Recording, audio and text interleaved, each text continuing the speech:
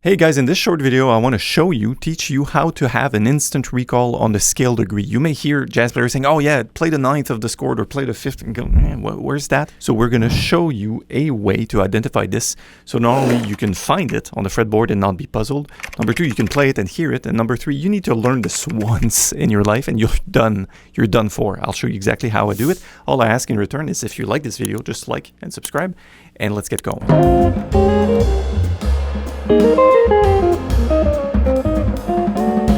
First off, let's start with a C major chord. That's the key of this video. We will have the C note as our tonic, the E note as our third, and the G note as our fifth. That's a triad construction. So what we want is a way to address this amidst the ocean of friggin' notes on the fretboard. We can't always be looking and going, oh, C can be played here, and here, and here, and here. We don't have time for this while we're playing. So how do we do it? Enter good old guitar tuning. You guys that are tuning your guitars in fourths, you can just swap and skip to the next video just now because it's not going to work if you tune in fourths.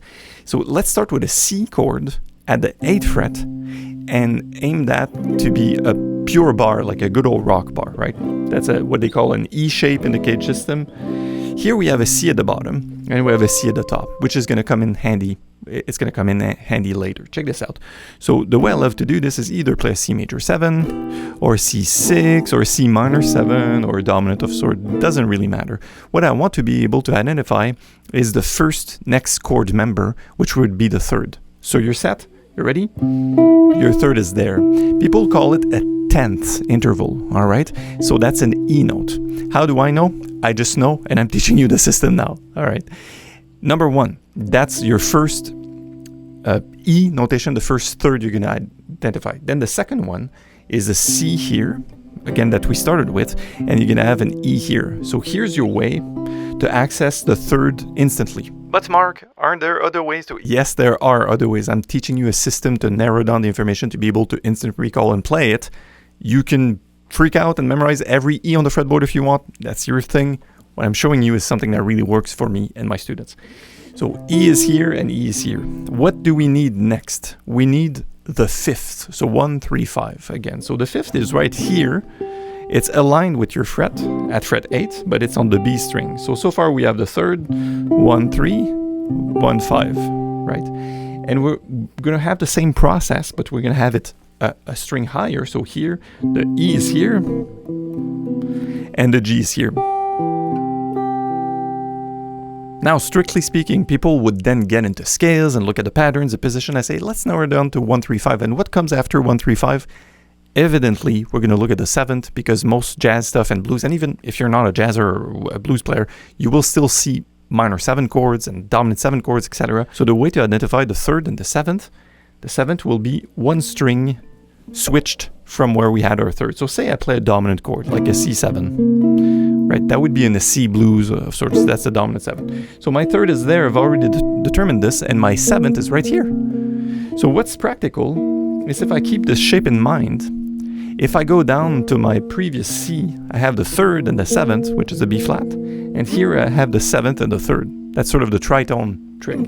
You even hear like Jaco Pastorius play this on bass. Like this is an amazing way to look at the fretboard. So now if I've done my work of 1, 3, 5, and 7, I have my 7 chords down, right? So I only need to look at it in 2 places. If you want to explore more of the fretboard, like be my guest. But this is a thing, again, for instant recall, which is fantastic. And then what we need to do is fill in the gaps. So if I want to fill in the gaps for, let's start with the 3rd. I can simply go, well, if this is 3, I can safely assume that if I go up, it's 4. Right? Yeah. And if this is 3, I can safely assume that if I go down, it's 2. Right? There you go. There's a meme with the African-American gentleman going, instead of making things more complex, I'm like, yeah, I know where my 3rd is right here. And now my 4th is here. 3, 4, 5 if you want. Keep referring back to the root. So that's what I do in my mind. I'm still using a bar system on the 6th string, on the 5th string. That's sort of the bad news.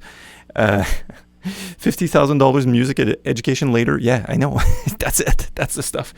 And then after I've extracted this from the 3rd, 4th, 3rd, 2, I will go back to my 7th and go, well, it's 7, 1, 7, 6. Now I'm starting to have the semblance of a scale, right? I look at these two strings, I'm like, okay, wow, I see a mini pattern. What do I do with that fifth that I've extracted below first? So I can go 5, that's a blue note. Right? 4 is here. If I want to C minor 11, back to 5, 5, 6, 7, and 1.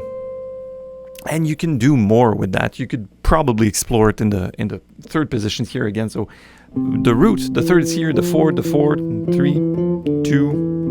the 7th is there, the 1 is there, 7, 6, 9. And now we have the 9, sharp 9, flat 9, right? So if I think of the chord shape in my mind's eye, and not, let me phrase this differently, not if. I do think of the scale chord shape in my mind. All of these things become obvious, like, oh yeah, look at that.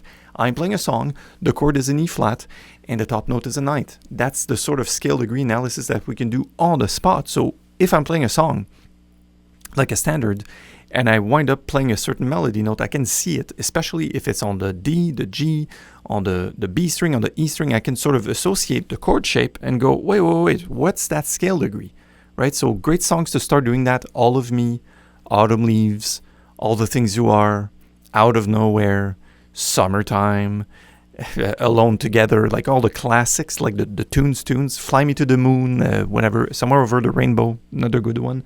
You will start to see not just intervals. People say, oh, I need to learn my intervals. I need to learn my patterns. So my students come and they go, and like, yeah, you can do that, certainly. But are you aware of each of the notes and how do you make them happen? So for me, it's milestones. I guess this is my milestone. This is my 5th. Cool. So this means this is the 6th. Cool. And then, okay, what about the 9th? Well, I know my C is here. I can do 1, 2, which is 9. Or I could go here, 9, 3, 2, right? So I can always extract from 1, 3, 5, and 7 where the other ones are. And again, it's root-centric in my mind's eye. It is super root-centric with the root on the 5th string, root on the 6th and the 5th. And with that, remember, we have the 3rd and 7th that are mimicking a mirror image of each other. And the top 2 strings will either have the 5th, namely, if you did that, ta-da, you have the G, or here the G is here, and the other one is a 9th, 9, 9, right? So I love to think of 3rd and 7th, and the top string 9 and 5, or 5 and 9, right? So 5, 9 are a really good couple, and 3rd and 7 are a really good couple. On that note, that's it for this video. I hope you enjoyed it. If this worked for you, if you were able to eliminate the fretboard, just drop me a quick comment, ask me any questions about any of this. And again, I just ask that you pay it forward. Appreciate you watching. Just hit a like. It helps me see what kind of videos you guys enjoy so I can keep them coming. Take care. Thank you. Bye.